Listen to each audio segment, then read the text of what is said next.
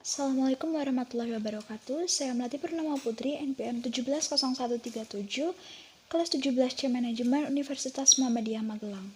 Pada kesempatan kali ini, saya akan sedikit menjelaskan terkait dengan negosiasi lintas budaya dan negosiasi internasional. Selanjutnya, yaitu terkait dengan negosiasi internasional yang dikatakan sebagai seni dan juga ilmu. Mengapa demikian? Karena ilmu negosiasi ini memberikan bukti-bukti penelitian guna mendukung tren luas yang biasanya terjadi selama proses negosiasi berlangsung. Sedangkan mengapa dikatakan sebagai seni? Karena seni negosiasi ini menentukan strategi yang harus diterapkan dan juga metode ataupun sudut pandang yang harus digunakan untuk meningkatkan pemahaman terhadap lintas budaya agar semakin meningkat.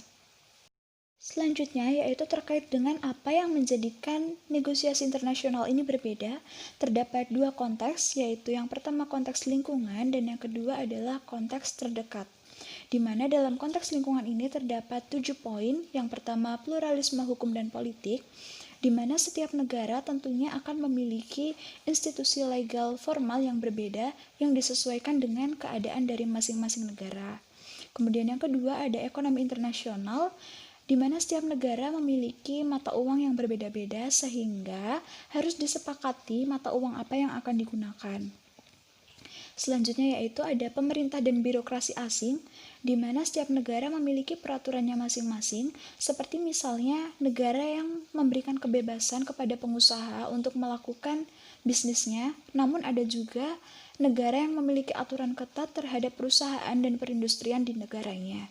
Kemudian yang keempat ada ketidakstabilan, di mana bentuk dari ketidakstabilan ini bermacam-macam seperti misalnya kurangnya sumber daya yang umum, kemudian kurangnya barang dan jasa lain, ataupun ketidakstabilan dalam hal politik.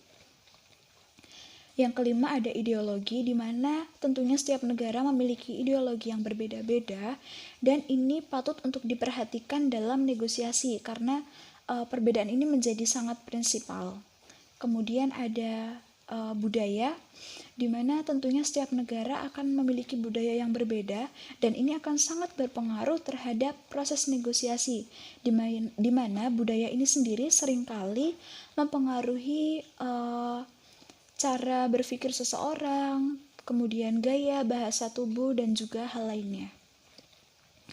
Yang ketujuh ada pemegang saham eksternal, yang mana itu merupakan pihak-pihak di luar negosiasi yang tidak terlibat dalam negosiasi, akan tetapi mereka terdampak dengan hasil negosiasi yang akan dihasilkan. Selanjutnya yaitu terkait dengan konteks terdekat yang ada 5 poin. Yang pertama, kekuatan tawar-menawar relatif, di mana pihak-pihak yang memiliki investasi besar tentunya akan memiliki kekuatan lebih untuk bernegosiasi. Kemudian ada tingkat konflik, yang mana konflik ini dapat terjadi berdasarkan etnis dan juga identitas, yang merupakan konflik tingkat tinggi yang memiliki tingkat pengaruh yang besar terhadap proses negosiasi. Yang ketiga adalah hubungan antara para negosiator. Kemudian yang keempat ada hasil yang diinginkan. Berbagai negara seringkali menggunakan negosiasi internasional guna mencapai tujuan politik baik dalam negeri ataupun internasional. Kemudian yang terakhir ada pemegang saham terdekat. Selanjutnya yaitu berkaitan dengan konseptualisasi budaya dan negosiasi, di mana terbagi menjadi dua. Yang pertama perspektif praktisi dan yang kedua perspektif peneliti. Dalam perspektif praktisi, yang pertama yaitu yang mempengaruhi negosiasi adalah definisi dari negosiasi tersebut. Apakah negosiasi didefinisikan sebagai sebuah kompetisi ataukah sebagai sarana untuk bertukar informasi? Yang kedua yaitu hal-hal yang bersifat protokol atau aturan, kemudian dari cara berkomunikasi dari negosiator, kemudian ada keberanian dalam mengambil resiko, di mana tentunya setiap negosiator memiliki keberanian yang berbeda-beda, kemudian ada kepekaan waktu, dan selanjutnya ada pilihan kepentingan antara individu atau kelompok, seperti misalnya ada negara yang lebih mengutamakan kepentingan individu dan ada juga negara yang mengutamakan kepentingan kelompok. Dan yang terakhir adalah emosi, di mana emosi akan sangat mempengaruhi negosiasi. Kemudian Dari perspektif peneliti, itu ada 4 poin. Yang pertama, outcome dari negosiasi atau apa yang akan dihasilkan dari proses negosiasi tersebut. Kemudian ada proses dari negosiasi sendiri. Kemudian ada kognisi negosiator dan juga etika dan taktik negosiasi. Yaitu berkaitan dengan bagaimana cara menyikapi negosiasi lintas budaya berdasarkan pemahaman. Ada 3 pemahaman di sini. Yang pertama yaitu pemahaman tingkat rendah, pemahaman tingkat menengah, dan yang terakhir adalah pemahaman tingkat tinggi. Nah, ketika negosiator atau kita memiliki pemahaman tingkat rendah terhadap budaya dari negosiator lawan, maka yang dapat kita lakukan adalah kita menyewa agen atau menanyakan kepada penasehat negosiator. Kemudian ketika kita memiliki pemahaman tingkat menengah terhadap budaya dari negosiator lain atau negosiator lawan, yang dapat kita lakukan adalah melakukan proses adaptasi. Kemudian ketika pemahaman kita tinggi, kita dapat merangkul negosiator lawan atau bahkan kita dapat menciptakan pendekatan-pendekatan baru. Selanjutnya yaitu terkait dengan studi kasus ataupun contoh dari negosiasi internasional dan lintas budaya yang saya ambil dari artikel Cross Cultural Negotiation, Americans Negotiating a Contracts in China dari Marcus Pudelko, di mana terjadi negosiasi bisnis antara Amerika dan China yang mereka memiliki budaya masing-masing. Seperti misalnya negosiasi bisnis di Amerika itu biasanya mereka lebih menyenangi langsung pada inti masalah. Kemudian budaya Amerika itu menyukai hal-hal yang detail atau rinci. Kemudian mitra bisnis adalah mitra bisnis, bukan teman, jadi tidak ada perbedaan antara mitra bisnis dan teman. Kemudian ada kesepakatan bisnis itu harus diupayakan secepat mungkin.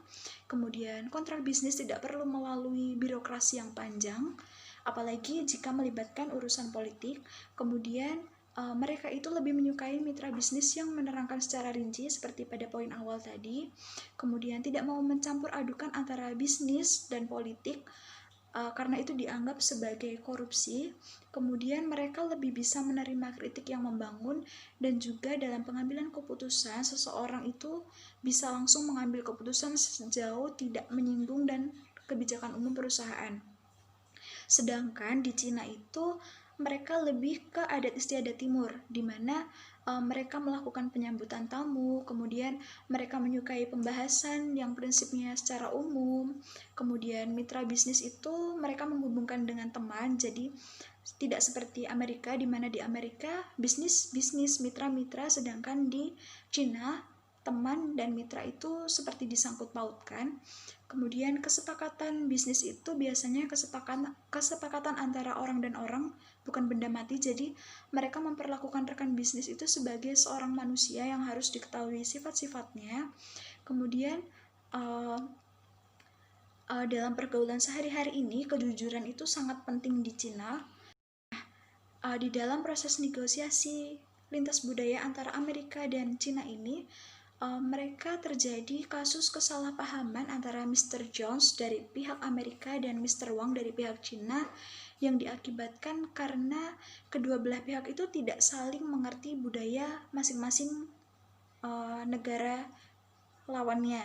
Kemudian yang kedua ada kedua pihak itu merasa paling benar, terutama pihak Amerika yang merasa superior karena mereka merasa sebagai pihak yang akan memberikan kontrak kerja.